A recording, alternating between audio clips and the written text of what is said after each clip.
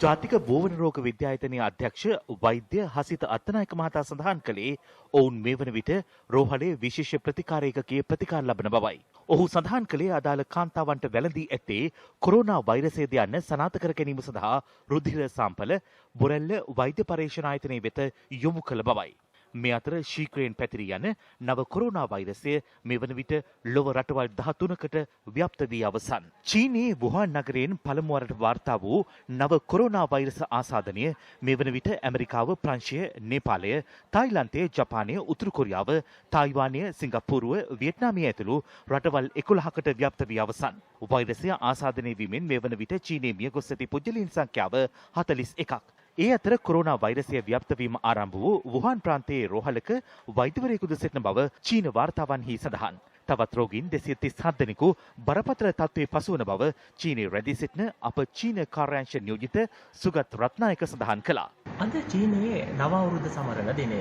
නමුත් වෙනත් අවුරුදු වලට සාපේක්ෂව දක්නට ලැබෙන නිල සැමරුම් උත්සව කිසිවක් අද පැවැත්වෙන්නේ නැහැ.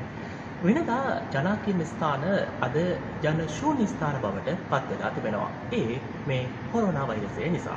ගත වූ පැය 24 තුළ කොරෝනා වෛරස් ආසාදිතයින් 16 දෙනෙකු මියගොස් ඇති බව තමයි චීන ජාතික සෞඛ්‍ය කොමිසම සඳහන් කළේ. එම කොමිසම සඳහන් කළා එම කාලය තුළ තවත් ආසාදිතයින් 1000කට වැඩි පිරිසක් හමු වූ බව. ඉතින් මේ නිසා රෝගයේ යම් ව්‍යාප්තියක් පවතින බව තමයි පවසන්නට තිබෙන්නේ. මේ නිසාම චීනයේ හූබේ පළාතේ වුහාන් නගරයේ රෝහල් මේ වන විට රෝගීන්ගෙන් පිරිගොස් තිබෙනවා.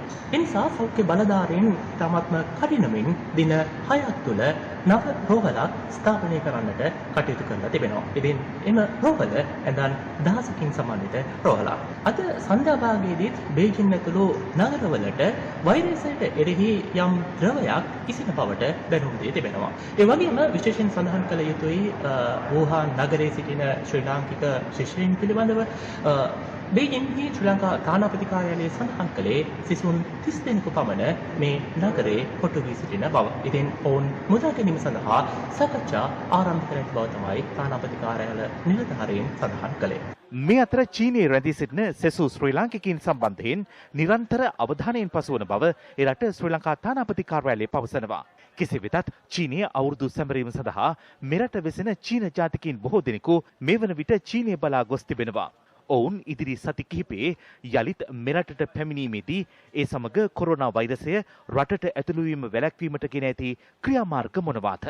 අපි කරුණායක ජාත්‍යන්තර ගුවන් තොටුපළෙහි ඒ අවශ්‍ය කරන රෝගීන් හඳුනා ගැනීමේ වැඩපිළිවෙල ක්‍රියාත්මක වෙනවා. එහිදී විශේෂයෙන් අපගේ තර්මල් ස්කෑනින් කියන ක්‍රියාවලිය සිද්ධ වෙනවා. ඒ පර්යන්තේ ස්ථාන දෙකක මෙහිදී අත් වශයෙන් මූලික වශයෙන් රෝගියෙක් හඳුනාගත්තාම ඒ සේවක මණ්ඩලයටත් ඒ රෝගියාටත් අවශ්‍ය කරන ආරක්ෂණ යොම් සහ යල්ල සම්පාදනය කළා තියෙනවා. ඒ වගේම මේ වෙන විට කරුණායක ගුවන් තොටුපළේ රාජකාරී කරන උදවිය මුඛ වාඩම් කියන්නේ හොඳයි කියන එක සෞඛ්‍ය ඒකකයටත් දන්වලා තියෙනවා. මෙම ඒ තර්මල් ස්කෑනින් ක්‍රමය යටතේ සම්පූර්ණයෙන් රෝගීන් හඳුනා ගැනීමේ හැකියාවක් ඒවත් වෙන රටකවත් නැහැ. මොකද උණ නැති රෝගීන් ඉන්නට පුළුවන්. තර්මල් ස්කෑනර් මගින් කරනු ලබන්නේ උණ තියෙන මිනිසුන් හඳුනා ගැනීම පමණයි. ගුවන් තොටුපළවලදී සිදු කරනු ලබන මෙම පරීක්ෂණයන්ගෙන් රෝගීන් නිසි ලෙස හඳුනා ගැනීමට හැකියාවක් තිබේද යන්න ගැටලුවක් ජාත්‍යන්තරයේත් මේ වන විට මතුව තිබෙනවා.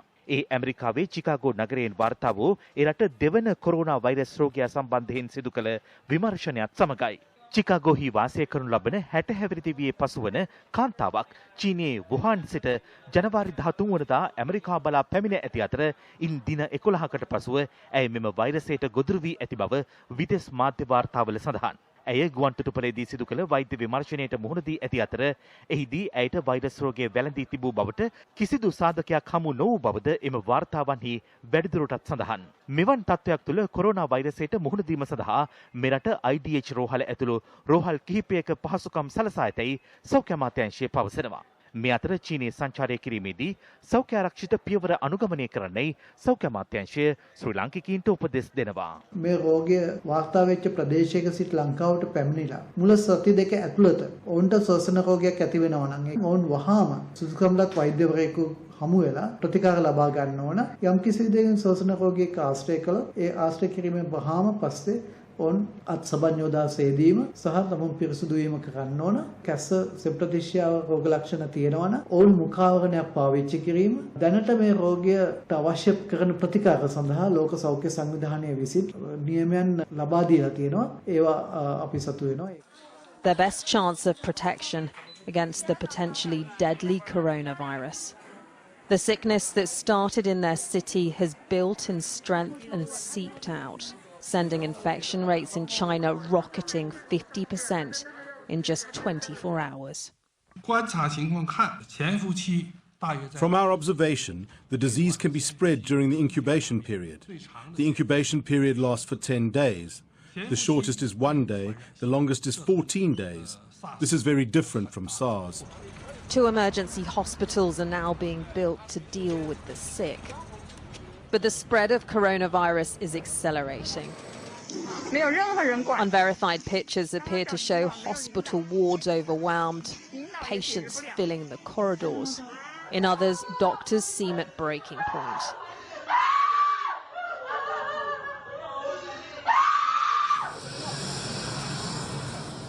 To try to ease the strain, the military sent in reinforcements, health workers from the People's Liberation Army. And as China struggles to contain the disease, millions of people are under some level of lockdown. One theory is that it started in bats. They harbour coronaviruses before jumping into mammals, possibly wild animals being sold at Wuhan fish market, and from them it moved into humans.